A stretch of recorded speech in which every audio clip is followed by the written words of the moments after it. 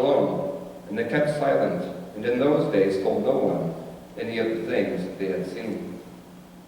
On the next day, when they had come down from the mountain, a great crowd met him.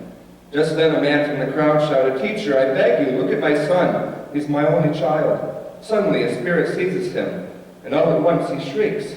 It convulses him until he foams at the mouth. It mauls him and will scarcely leave him.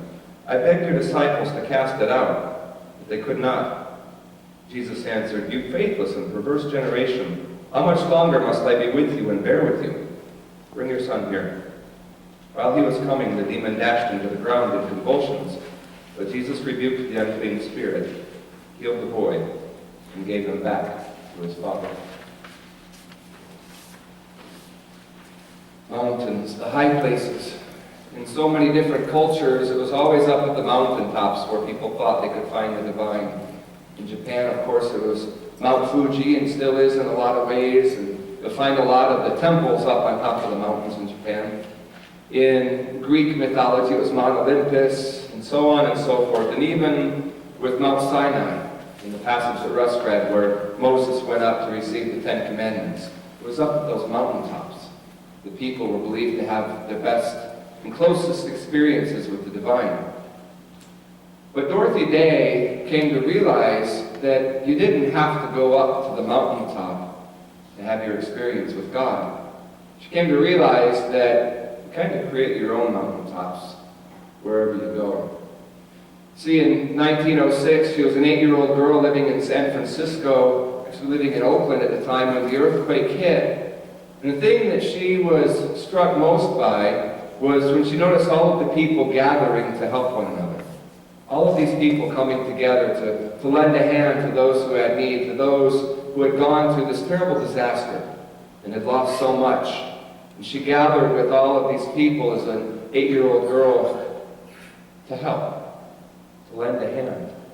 And she realized at that moment that she was confused by the experience, because so many people were reaching out to help, but yet she wondered, where was God in all this? Why was such an event allowed to happen? Why wasn't God doing something huge and miraculous to help these people? And so she walked away from that experience, although being a little bit more hardened by the humanity of human beings. She was left with this feeling of emptiness for the divine. And so she went on as an agnostic. She went on to do a number of protests and wrote a number of publications and newsletters and newspapers to protest against the government and against war and against poverty and all of these different economic injustices. And she kept trying to change government. But she got so tired. She was once arrested and she was in jail for a number of days, and when she was finally let out, she came across, she was hanging around with the poets and the playwrights and the authors, because she was an author herself. And so she was with Eugene O'Neill at this restaurant where people would go after the plays. And he recited for her a poem. And the poem, I'm not going to read the whole thing because it's 184 lines, but a poem by Francis Thompson called The Hound of Heaven. And in this one stanza, he says, "I fled him down the nights and down the days. I fled him down the arches of the years. I fled him down the labyrinthine ways of my own mind. And in the midst of tears, I hid from him." This passage, this entire poem really, about running from God, but yet the poem goes on to show that it's impossible to run from God because God is everywhere.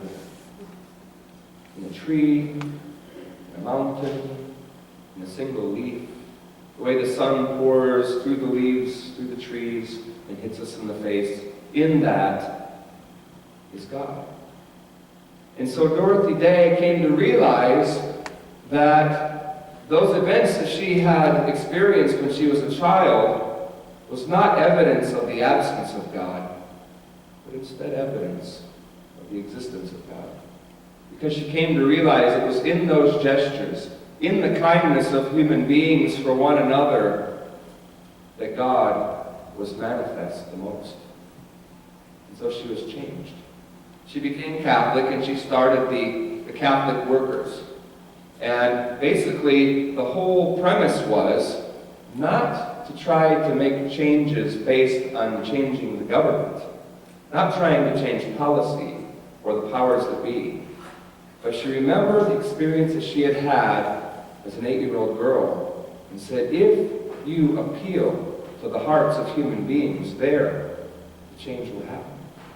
And if these individual people, one at a time, are doing things for one another, there will be change at a very, very huge level. And there, we will also find the experience of God. And so she went on to write about these things and became really kind of a mystic, really, but very deeply Christian. But then we find this passage with good old Peter, always up to his funny little ways. He and James and John go up to the mountaintop with Jesus, and they see Elijah and Moses, and they see Jesus shining like the sun at noonday. And instead of being mystified and awed by the experience, although I'm sure he was to some great level, Peter says, Lord, this is a good thing. This is great that we're here seeing this. We have to commemorate this. Let's build some little shelters, one for Elijah, one for Moses, one for you. That way we can have something to memorialize this. And Jesus looks at him and says, Peter, you're missing the point. In fact, the voice of God says, Peter, shh. This is my son whom I have chosen. Listen to him. You want something to commemorate? You want an experience that will always be carried with you? You don't have to build an edifice. You need to be silent. You need to listen. And you need to do what he does and what he teaches you to do. So Peter is rebuked. Peter is taught that it's not in our doctrines or our dogma or all the things that we hold tightly to. It's not in our buildings. It's not in the statues and the things that we create to commemorate the great events, the great encounters with God, but instead it is making those encounters happen again and again and again. Experiencing God in the touch of another human being, in reaching out to help someone, in the face of someone who smiles, like the old saying, to love another person is to see the face of God. God teaches Peter that this is the point, like the buildings. But see, it wasn't just Peter who didn't get it, it was the rest of the disciples too, because when they finally come down off of this mountain, there's this man who runs to Jesus. Your new disciples can't do anything for me. They won't even try to help my son. And they're like, well, yeah, we couldn't do anything. Jesus is like, what is the matter with you people? Have you not been listening to me for all this time? I'm about to come to the end of my journey here with you people, and you still don't get it. The power of God is unleashed in your fingertips, and I showed you how to do it. See, the disciples had all the power in the world to heal that boy, cast out that demon. Whether it was a literal demon or whether it was somehow that this child had become ostracized from the rest of society, we don't know. But we do know that Jesus taught the disciples that you have the power to make a difference. You have the power to bring this boy back into the fold, back into society, back into healing and reconciliation, and you failed to do it. When are you going to learn? When are we going to learn? When are we going to learn to stop looking for God on the mountaintops? When are we going to start building our own mountains? When are we going to stop waiting for some huge miraculous event to happen where God breaks in and makes everything okay? Comes and wipes the tears from our eyes, so to speak.